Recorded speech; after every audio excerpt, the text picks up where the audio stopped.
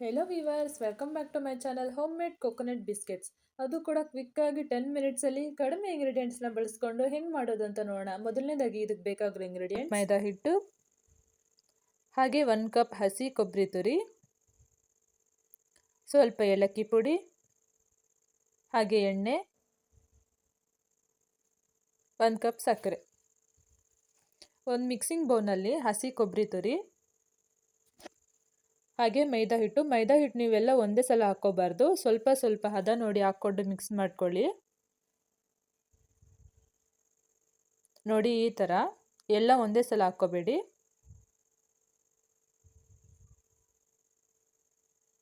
ಹಾಕಿ mix ಮಾಡ್ಕೊಂಡ್ಮೇಲೆ ಸ್ವಲ್ಪ ಸಕ್ಕರೆ, ನಾನಿಲ್ಲಿ ಸಕ್ಕರೆನ ಕಡಿಮೆ ಬಳಸ್ಕೊತಿದ್ದೀನಿ. ನಿಮಗೆ ತುಂಬ ಸಿಹಿ ಬೇಕಂದರೆ ಸ್ವಲ್ಪ ಜಾಸ್ತಿ ಸಕ್ಕರೆನ ಹಾಕ್ಕೊಂಡು ಮಿಕ್ಸ್ ಮಾಡ್ಕೊಳ್ಳಿ.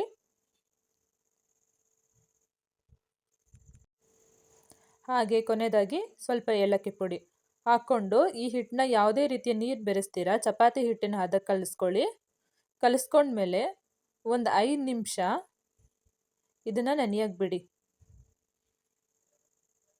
5 ನಿಮಿಷ ಆದಮೇಲೆ ಚಪಾತಿ ಹಿಟ್ಟೇನಾದರೂ ಸ್ವಲ್ಪ ನೀರು ಅಂತ ಅನಿಸಿದ್ರೆ ನಿಮಗೆ ಸ್ವಲ್ಪ ಮೈದಾ ಹಿಟ್ಟನ್ನ ಹಾಕ್ಕೊಂಡು ಮಿಕ್ಸ್ ಮಾಡ್ಕೊಳ್ಳಿ. ನೋಡಿ, ಒಂದು ಲಟ್ಟಣಿಗೆ ಮೇಲೆ ನಾವು ಮಿಕ್ಸ್ ಮಾಡ್ಕೊಂಡಿರೋ ಹಿಟ್ಟನ್ನು ನಾವು ಚಪಾತಿ ಲಟ್ಟಿಸ್ಕೊಳ್ಳೋ ರೀತಿ ಲಟ್ಟಿಸ್ಕೊಳ್ಳಿ. ನೋಡಿ, ಈ ಥರ ಲಟ್ಟಿಸ್ಕೊಂಡ್ಮೇಲೆ ನಿಮ್ಗೆ ಯಾವ ಶೇಪ್ ಬೇಕೋ ಆ ಶೇಪ್ನ ಕಟ್ ಮಾಡ್ಕೊಳ್ಳಿ. ನಾನಿಲ್ಲಿ ರೌಂಡ್ ಶೇಪ್ ಕಟ್ ಮಾಡ್ಕೊತಿದ್ದೀನಿ.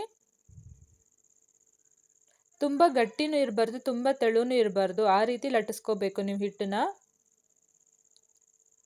ಈ ಥರ ಕಟ್ ಮಾಡ್ಕೊಂಡ್ಮೇಲೆ ಉಳಿದಿರೋ ಹಿಟ್ಟನ್ನ ಸೈಡಿಗೆ ತೆಗೆದಿಡಿ. ನೋಡಿ ಈ ರೀತಿ.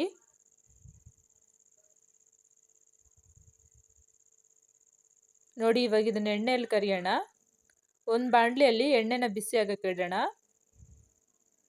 ಎಣ್ಣೆ ಬಿಸಿ ಆದಮೇಲೆ ನಿಧಾನಕ್ಕೆ ಒಂದು ಹಾಕಿದ್ಮೇಲೆ ಅದೇ ಫ್ರೈ ಆಗಿ ಮೇಲೆ ಬರುತ್ತೆ. ಅದಾದ್ಮೇಲೆ ಇನ್ನೊಂದು ಹಾಕ್ಕೊಳ್ಳಿ. ನೋಡಿ, ಈ ರೀತಿ ಮೇಲೆ ಬಂದಮೇಲೆ ಇನ್ನೊಂದು ಹಾಕ್ಕೊಂಡು ಚೆನ್ನಾಗಿ ಫ್ರೈ ಮಾಡ್ಕೊಳ್ಳಿ. ಹೈ ಫ್ಲೇಮಲ್ಲಿ ಇಟ್ಕೊಂಡು ಫ್ರೈ ಮಾಡ್ಕೊಳ್ಳೋಕೆ ಹೋಗಬೇಡಿ, ಮೀಡಿಯಮ್ ಫ್ಲೇಮಲ್ಲಿ ಮಾಡ್ಕೊಳ್ಳಿ. ಹೈ ಫ್ಲೇಮಲ್ಲಿ ಇಟ್ಕೊಂಡು ಮಾಡಿಕೊಂಡ್ರೆ ಹಿಟ್ಟು ಸಿದೋಗುತ್ತೆ, ಒಳಗಡೆ ತುಂಬ ಹಸಿ ಇರುತ್ತೆ. ನೋಡಿ, ಈ ರೀತಿ ಆದರೆ ಸಾಕು. ಇವಾಗ ಬಿಸ್ಕೆಟ್ ರೆಡಿ ಆಗಿದೆ, ಕೋಕೋನಟ್ ಬಿಸ್ಕೆಟ್. ಈ ರೆಸಿಪಿ ನಿಮಗೆ ಇಷ್ಟ ಆದರೆ ಲೈಕ್ ಮಾಡಿ, ಶೇರ್ ಮಾಡಿ, ಹಾಗೆ ನಮ್ಮ ರುಚಿ ಅಡುಗೆ ಚಾನಲ್ನ ಸಬ್ಸ್ಕ್ರೈಬ್ ಮಾಡ್ಕೊಳ್ಳಿ.